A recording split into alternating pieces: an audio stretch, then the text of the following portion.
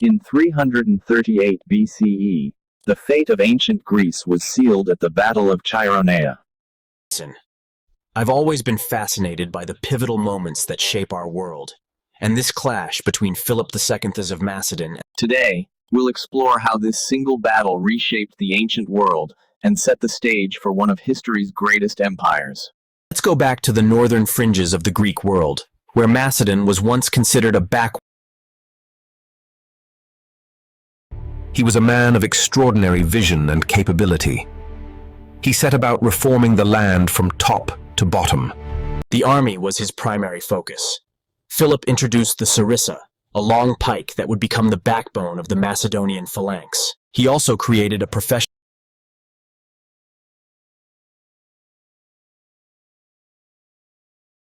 Now, imagine the Greece of the 4th century BCE.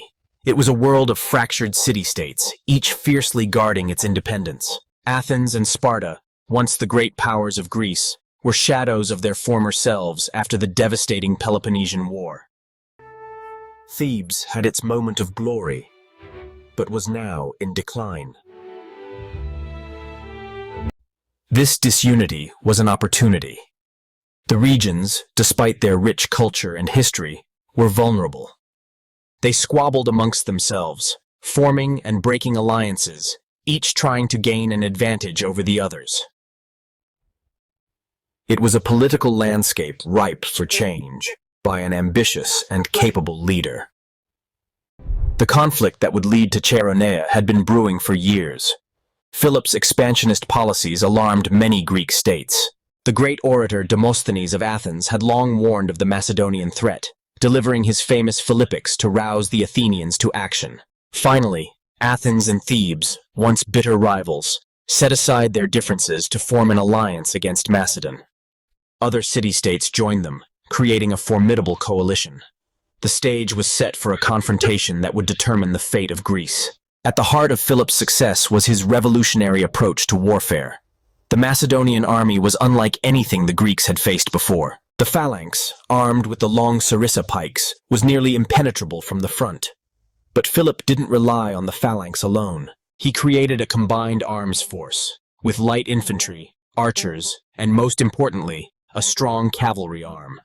This cavalry, led by the companion cavalry, an elite unit of noble Macedonian youth, would prove decisive in many battles. Philip's army was flexible, professional, and highly disciplined, a far cry from the citizen hoplite armies of the Greek city-states.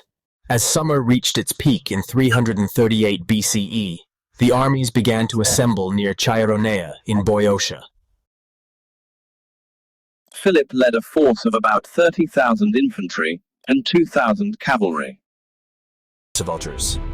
At his side was his 18-year-old son, Alexander, commanding the left wing of the Macedonian army. Opposing them was the Greek coalition, numbering around 35,000 infantry and 2,000 cavalry. The Athenians held the left flank, the Thebans the right, with other allies in the center. Among the Thebans was the famous Sacred Band, an elite unit of 150 pairs of male lovers, renowned ancients. The battlefield of Chaeronea was a plain bordered by hills and the Cephissus River. As dawn broke on that fateful day, both armies deployed for battle. The Greek hosts. Philip, however, had a plan. He positioned his troops at an angle, forming a strategic line. The battle began with skirmishes between light troops and cavalry, but the real clash was yet to come. As the battle raged on, Philip's strategy became clear. His angled formation and refused right wing. It was at this moment that young Alexander saw his opportunity. Leading the companion cavalry, he charged into the gap, smashing into the Greek flank.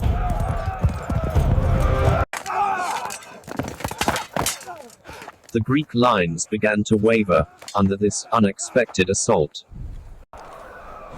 Meanwhile, Philip commanded his phalanx to advance, pinning their opponents in place. Caught between the hammer of Alexander's cavalry and the anvil of Philip's phalanx, the Greek army began to disintegrate. The sacred band of Thebes, true to their reputation, stood their ground to the last man, but their sacrifice could not turn the tide. As the dust settled on the field of Chaeronea, the scale of the Greek defeat became clear. History unfolds, with individuals moving with purpose and resolve.